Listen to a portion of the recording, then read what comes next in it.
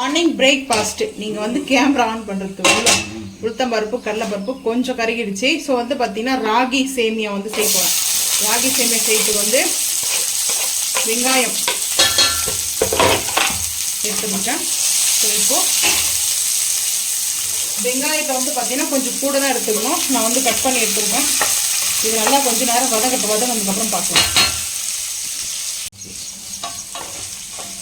So இப்போ வந்து பார்த்தீங்கன்னா பச்சை மிளகாவை சேர்த்துடலாம். சேர்த்தாச்சு. நான் வந்து இந்த சைடில் வந்து பார்த்தீங்கன்னா தண்ணி வச்சுருக்கேன். கொஞ்சமாக வந்து கல் உப்பு வந்து போட்டு உப்புமாவுக்கு தேவையான கல் உப்பு போட்டு வதக்கணும். இதில் கருவேப்பிலை கொத்தமல்லி புதினாலாம் வந்து ராகி உப்புமாவில் சேர்க்க மாட்டேன். ரொம்ப சிம்பிள் தான். ஆனால் இந்த உப்புமா வந்து பார்த்திங்கன்னா டேஸ்ட் நல்லாயிருக்கும். நம்ம இஞ்சியோ பூண்டோ வந்து பார்த்திங்கன்னா ஸ்டாப் பண்ணி கூட சேர்த்துக்கலாம். இஞ்சி பூண்டு பேஸ்ட்டு கூட வந்து சேர்க்கலாம். நான் வந்து இப்போ கொஞ்சமாக வந்து சேர்த்துக்கிறேன் இஞ்சி பூண்டு பேஸ்ட்டை. இது வந்து வேர்க்கடலை சட்னி தான் வந்து செய்ய போகிறேன்.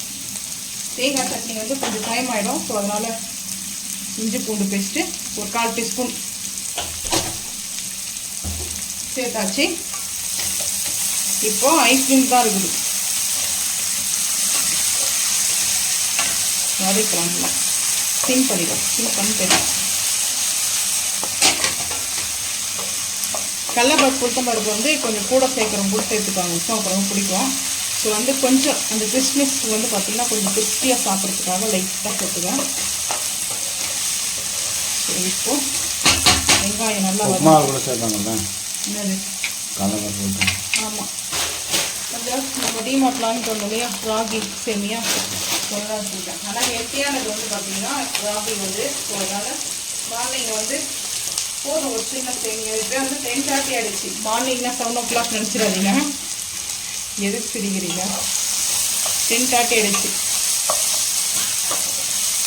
எப்பவுமே யூஸ்வலாக 6 டைம் தான் இது.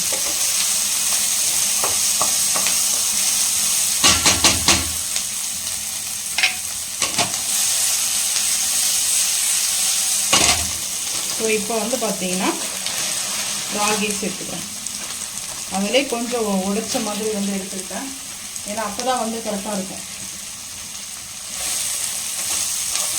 ஸ்டிம் பண்ணிக்கலாம். ஸ்டிம் பண்ணிவிட்டு ராகி சேமியாவுக்கு வந்து வெங்காயம் மட்டும் போதும். இதில் வந்து மசாலா சேமியா ஒரு நாளைக்கு செய்யலாம். ஸோ இப்போ வந்து பார்த்தீங்கன்னா இங்கே வந்து பால் காப்பரில் வந்து தண்ணி வச்சுருந்தேன்.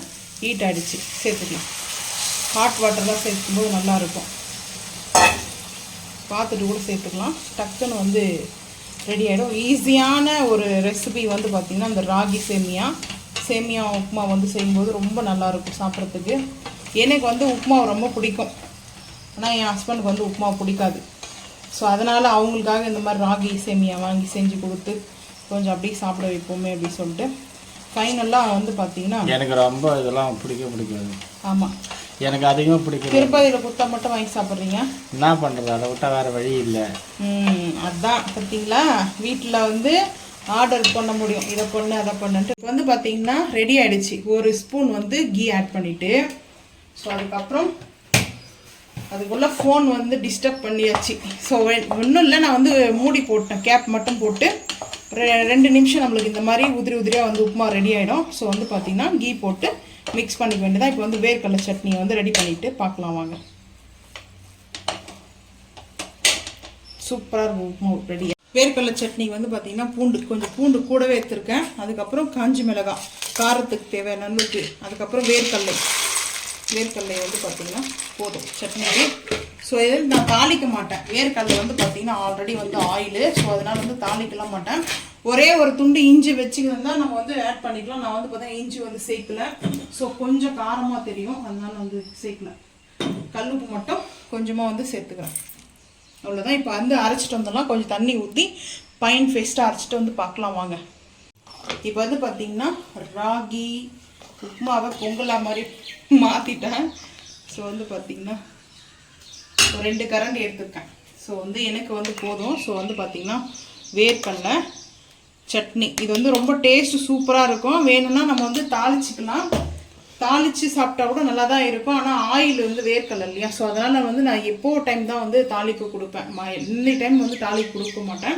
ரொம்ப சிம்பிளாக ராகி உப்புமா ஹெல்த்தியான ஃபுட்டு வந்து பிரேக்ஃபாஸ்ட் செஞ்சிட்டோம். ஸோ வந்து பார்த்தீங்கன்னா உங்கள் வீட்டில் பிரேக்ஃபாஸ்ட் வெஜ்ஜா நான்வெஜ்ஜான்றது மறக்காமல் வந்து கமெண்ட் பண்ணுங்கள். இந்த ரெசிபி பிடிச்சிருந்துச்சுன்னா மறக்காமல் வந்து ரொம்ப சிம்பிள். இது வந்து பார்த்தீங்கன்னா பேச்சுலர் இருக்கிறவங்க கூட வந்து பார்த்தீங்கன்னா ரொம்ப ஈஸியாக வந்து குக் பண்ணிக்கலாம். டேஸ்ட் சூப்பராக இருக்கும். இந்த வீடியோ பிடிச்சா மறக்காமல் சேனல் வந்து சப்ஸ்கிரைப் பண்ணுங்கள். தேங்க்யூ.